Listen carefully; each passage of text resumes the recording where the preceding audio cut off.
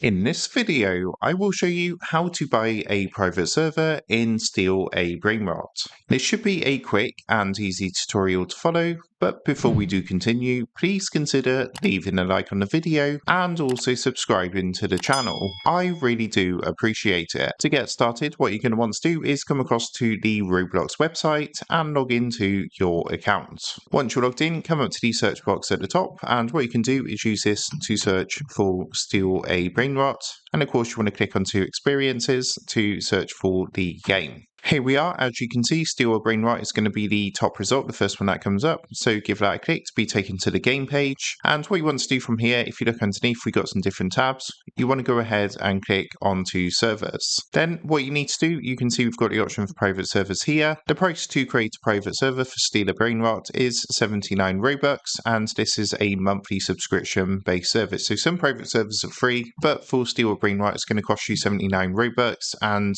that's going to renew monthly if you want to keep it going monthly. So to continue, come to the right hand side and click the create private server button. What you can then do is proceed to enter your server name. So let's go ahead and call this one Tech Tutor Server. And all you need to do is come down and hit the subscribe button at the bottom. As you can see, it says purchase complete. You have successfully bought the Steal A Brainrot private server from Brazilian Spider for 79 Robux. And of course, as mentioned, this is a monthly subscription server, so you would just pay the 79 Robux every month. But of course you can cancel at any point if you want to. So that is how to buy a private server in Steal A Brainrot. With that being said, I hope this quick tutorial did help you out today, and if this did help you out, I would really appreciate it if you was to consider dropping down below the video, leaving a like, and also subscribing to the channel. With that being said, I just want to take a minute, thank you guys for watching this quick tutorial, and I will see you in the next video.